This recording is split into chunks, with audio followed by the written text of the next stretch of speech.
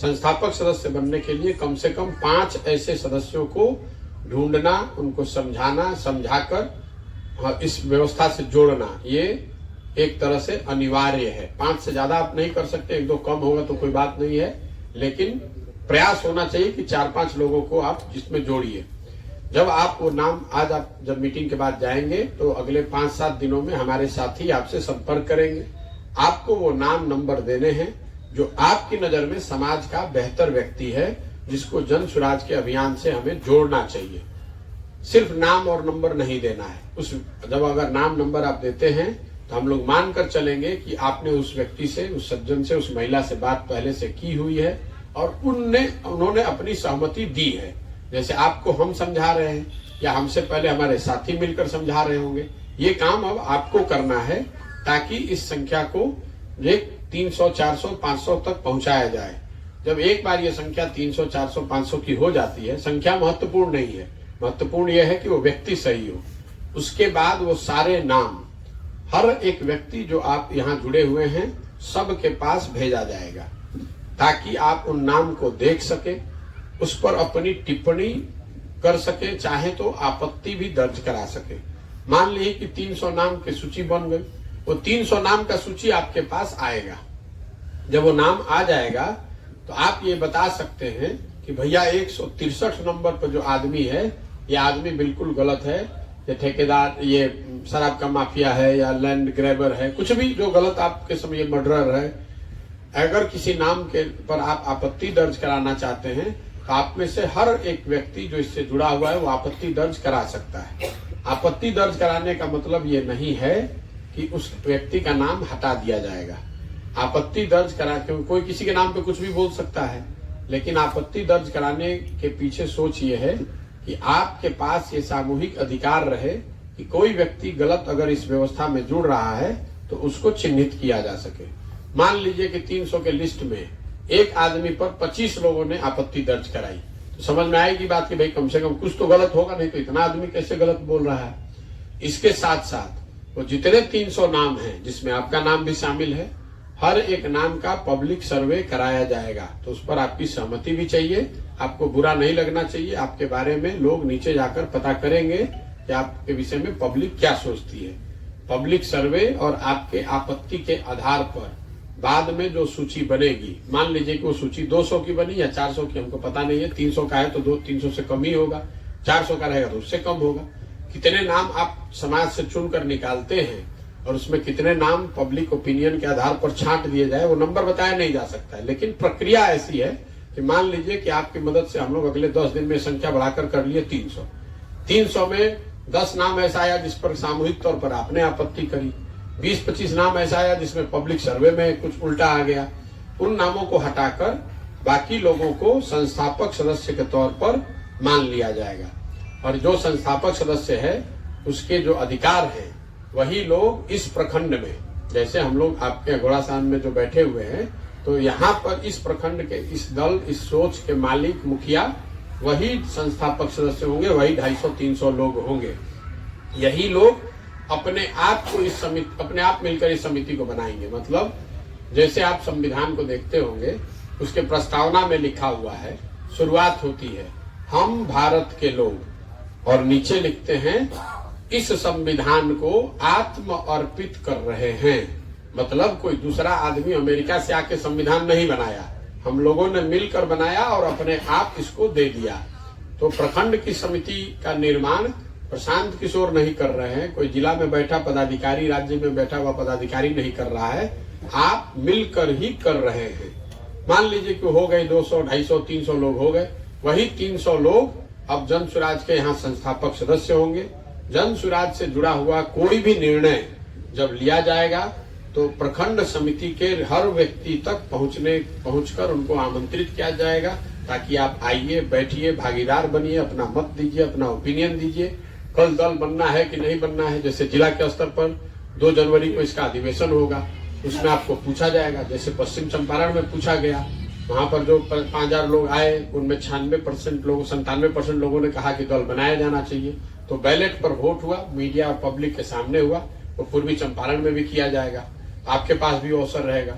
लेकिन ऐसे हर जिले में करते हुए जब एक समुचित संख्या हो जाएगी तो राज्य के स्तर पर अधिवेशन होगा जिसमें आपको बुलाया जाएगा कि भैया दल बनाना है कि नहीं, और अगर दल बनाना है, सबकी सहमति हुई तो आगे बाकी बातों पर चर्चा उसी अधिवेशन में होगी, जिसमें दल का संविधान क्या हो, संविधान में कौन कौन सी बातें लिखी जा रही हैं, क्या व्यवस्था बनाई जा रही है, इसका नेता कौन होगा, नेता को चुना कैसे जाएगा, वो कितने दिन तक रहेगा, दल में टिकट कैसे बटेगा, दल के पदाधिकारी कैसे नियुक्त होंगे, इन सारी बातों की चर्चा राज्य के अधिवेशन में की जाएगी, जिसमें आपको संस्थापक सदस्य होने के नाते निमंत्रण आएगा, आपको बुलाया जाएगा।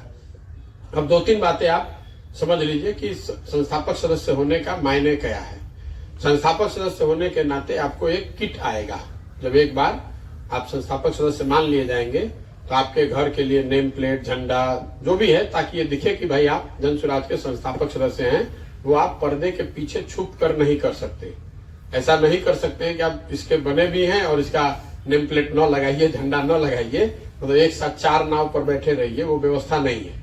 क्योंकि अभी तक तो क्या अलग अलग दलों से जो लोग जुड़े हुए वो आ सकते हैं, इसमें उस समय भी आ सकते हैं, आपको दल छोड़ने की जरूरत नहीं है, लेकिन ये बताना पड़ेगा कि हम जन सुराज से भैया जुड़े हुए हैं। ऐसा नहीं हो सकता है कि रात में आके यहाँ बैठिए और दिन में बैठ के किसी दूसरे दल का काम कीजिए।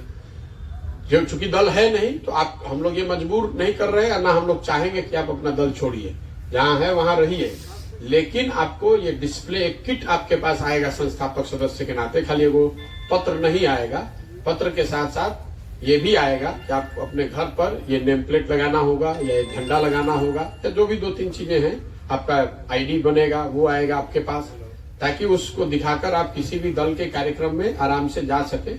आपके पास निमंत्रण हो न हो, जब तक आपके पास आईडी है तो संस्थापक सदस्य के नाते आप मालिक हैं दल के, तो वहां पर घुस सकते हैं। 2-3 बातें जो अभी संविधान के स्तर पर प्रावधान में करने की सोची जा रही है, क्योंकि 200 प्रखंडों में ये चर्चा चल रही है या बनाया जा रहा है इसको। जैसे दल में के संविधान में प्रावधान किया जा रहा है कि दल में जितने भी टिकट हैं वो प्रखंड समिति के बाहर नहीं जाएगा। और जब मैं टिकट की बात कर रहा हूं तो सिर्फ विधायक और एमपी की बात नहीं कर रहा हूं। जन सुराज की जो सोच है वो सोच ये है कि बिहार में व्यवस्था तब सुधरेगी जब हर स्तर पर अच्छा आदमी चुनकर आए, वार्ड सदस्य भी अच्छा चुनकर आए, मुखिया भी ठीक चुनकर आए, जिला पार्षद भी ठीक आदमी चुना जाए, प्रमुख भी चुना जाए, एमपी विधायक भी चुना जाए।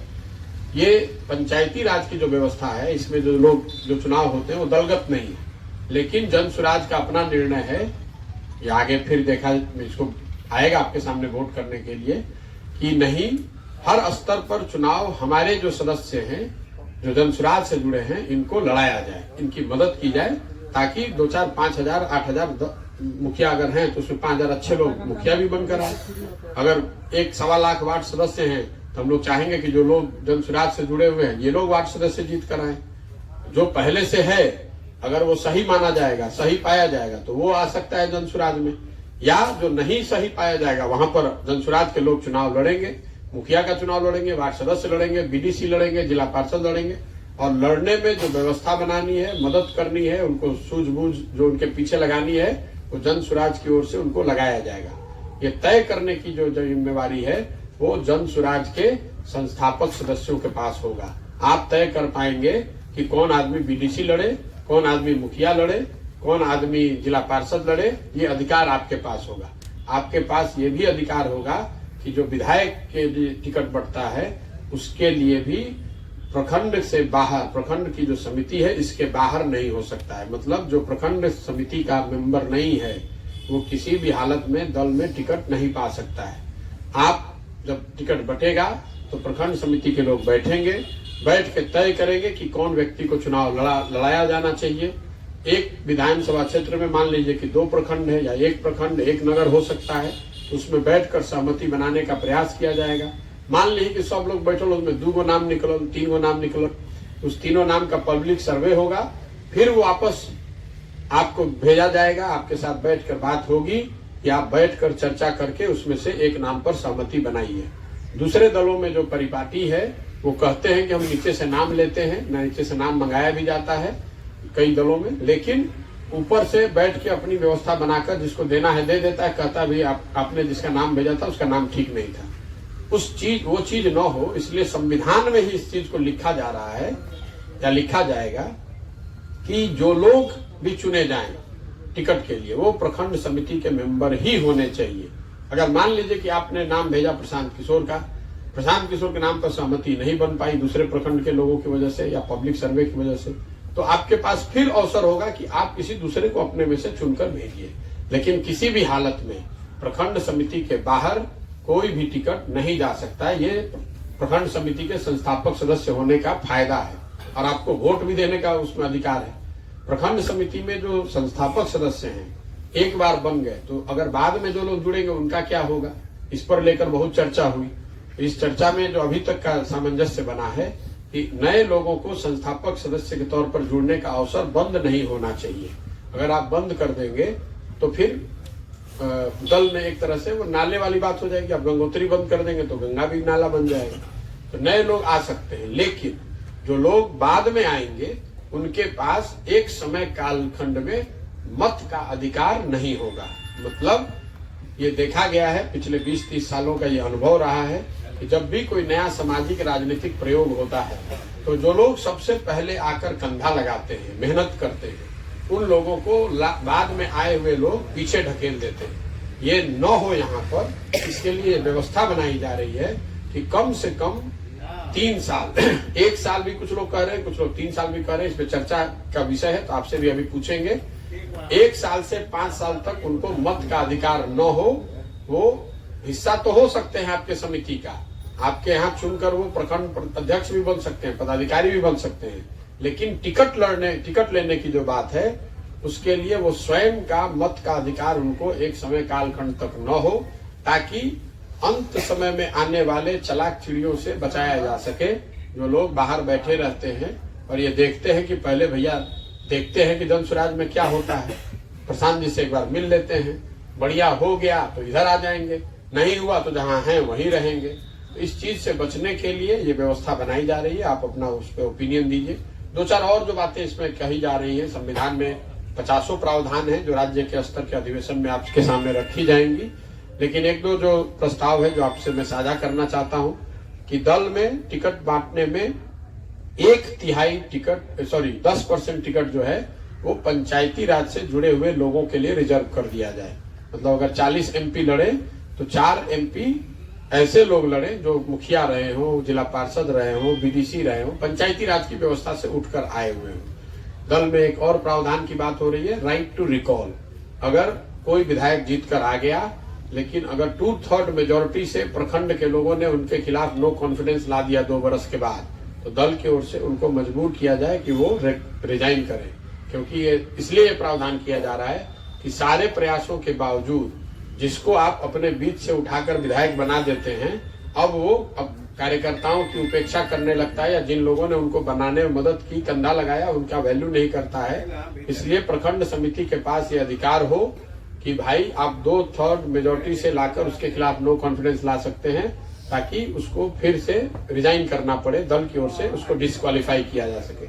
इस तरह के बीसीओ प्रावधान आएंगे, अभी वो समय नहीं है। जब राज्य के स्तर पर बात आएगी तो उस समय आपसे मत लिया जाएगा। मोटे तौर पर आपकी अभी की जो जिम्मेवारी है कि आप अपने स्तर पर 5 ऐसे लोगों को चिन्हित करें, ज्यादा से ज्यादा 5 से ज्यादा एक आदमी नहीं कर सकता है। 5 ज्यादा से ज्यादा लोग आप ऐसे चिन्हित करें जिसको आप समझते हैं कि जन स्वराज से जोड़ा जाना चाहिए या जोड़ने से फायदा है। उन लोगों का नाम नंबर साझा कर लीजिए। अपने आप फिर से एक बार, 2 बार, 4 बार सोच लीजिए कि आप संस्थापक सदस्य के तौर पर जुड़ना चाहते हैं तो जुड़िए, और जुड़ने के बाद आगे के जो अभियान का हिस्सा होगा उसमें आपकी भागीदारी रहेगी।